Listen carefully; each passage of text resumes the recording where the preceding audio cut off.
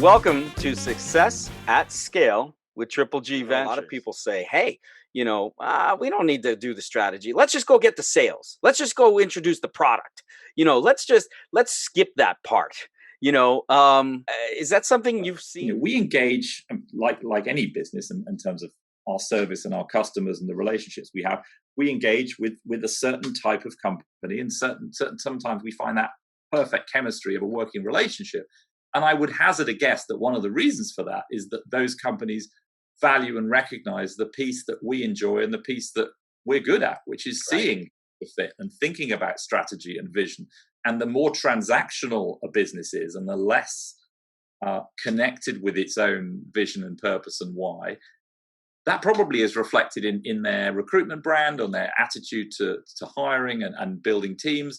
And if that means that when they come to work with us or talk with us, that it's a much more of a sort of, they're looking for a much more of a transactional service. Hey, we need 15 resumes by tomorrow.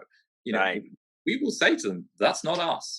That's not what we do. You can find that in a lot of places, but we're not going to give you value because that doesn't really represent what we do and what we're good at. Honestly, that's what I've loved about Interfacio over the years. Many of the first questions out of your mouth will usually be something along the lines of like, okay, well, what's the strategy? What are you really trying to do? What's the end game? You have like a list of questions. You probably don't even know that they come out, but they naturally come out.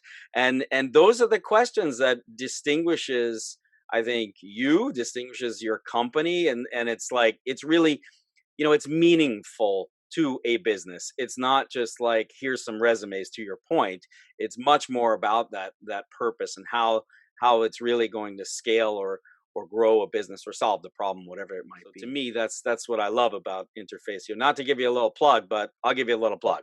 It's kind of you to say, and I think the only thing to say about that is that genuinely in our business and with our team of recruiters, consultants, call us what you will, it does come naturally. It's how we function. It's how we do what we do. It's not something we have to sort of script and teach ourselves and remind ourselves to do. It's why we're doing it and we enjoy doing it, but it's critical that we have that piece in the mix, because otherwise we don't particularly add value and we don't particularly not just enjoy it, but we can't be effective if we don't dial into those aspects of the interaction and the dynamic. I saw this article on the cover of the Harvard Business Review talking about working from anywhere and what that work from anywhere future will be. What do you think the future of work looks like? I mean, nobody has a crystal ball, but what do you think? Yeah, I was listening to the radio and they were talking about not work and home working, but interaction of families in this difficult time and how hard it is when you're disconnected. They were talking about family unit where there was a father and a son living at home and there was a daughter who was at university. And they were talking to a professional, they were a therapist or a counselor or a medical professional, but they were talking about it. And they said, the thing is, yes, they can talk on Zoom. Yes, they can have a call and see each other, and they can't give each other a hug, and that was really interesting because I think we are all doing incredibly with this, remote working and video calls and working in Teams or Zoom, and massive amount of interesting productivity. Sometimes people are really thriving in that world, partly because they've got, different freedoms and they've also got real purpose to make sure that whatever they're doing is efficient and they're using their time. Yes, it's been going on forever and we're all finding it really tough, but it's still only 9 months or less since this whole thing started. And there's been an element of novelty and an element of sort of honeymoon period. And then I think there's an element of getting worn down by it. Yeah. But I went on my first business trip for 6 months the other day. I traveled in the UK. I stayed overnight. I had a meeting. And it was kind of surreal. It was an interesting experience. But that point about you can't give someone a hug, you get a lot of energy when you get people together and you just get interaction. So I think there's going to be a new formula and a hybrid where home working and remote flexibility is much more normal and much more embraced. And obviously the tools and the systems are coming up rapidly in terms of advancements to make it better and easier and slicker.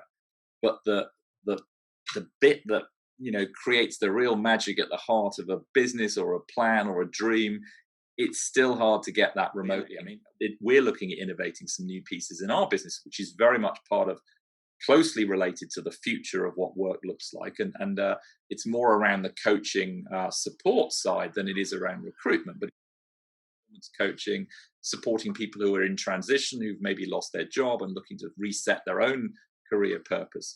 And we had a perfect example of a creative, process in our business, a bit of a brainstorm, a little look at that. And Isabel, who's been in the business for 8 years now. Isabel. Isabel and I are married. Isabel and I met through the industry. We don't spend every day together in the business, but that piece, we could have talked about that on the phone or on a video call or at home, but we didn't. We actually went out physically away from everything else in a field, literally, but together, face to face. And we just absolutely went through, the creative brainstorm process. And we'd never have done that if she'd been in her office at home and I'd been sitting here and we'd be doing a Zoom call together. Or we try to get people together a little bit at the moment when we can in the office, and we do still get little sparks of, achievement and innovation in a way that we don't quite in the same way when we're remote. So I think it's a difficult one. You mentioned HBR, which is fascinating because we've been running regular news updates, every week through the whole period since March, trying to share what we see as interesting, mostly third-party content, but from around the industry, from around the world, whether it's to do with technology or teams or recruitment. And we feature every week. We feature an HBR story around that sort of, whether it's around mental health at work or collaboration or remote working. But they're doing really well, focusing on this whole area. Yeah. Like you say, nobody's got a crystal ball, but certainly there will be more adaptability and more flexibility from companies with respect to remote working. The other big one, of course, is travel and how do people interact in a trade convention kind of context? Because we've seen a lot of online conventions and trade shows trying to replicate what they've done physically in a virtual world. Some bits work well, some bits actually work better. One of my clients said that they've got better quality of lead generation in a virtual trade show than they had on a show floor where they may have spent millions of dollars. Yeah, I mean, look, there's definitely pros and cons here. I mean, I've had calls with mainstream customers where now I'm in their living room and connecting with them in ways that I never would have before. On the other hand, your point about, being able to, give someone a hug, say hello, hey, Richard, how are you? Pat you on the back and say what's going on, and, have that kind of human interaction in another way is kind of lost, So it's, yeah, it's going to be interesting to see how this all plays out. I don't know.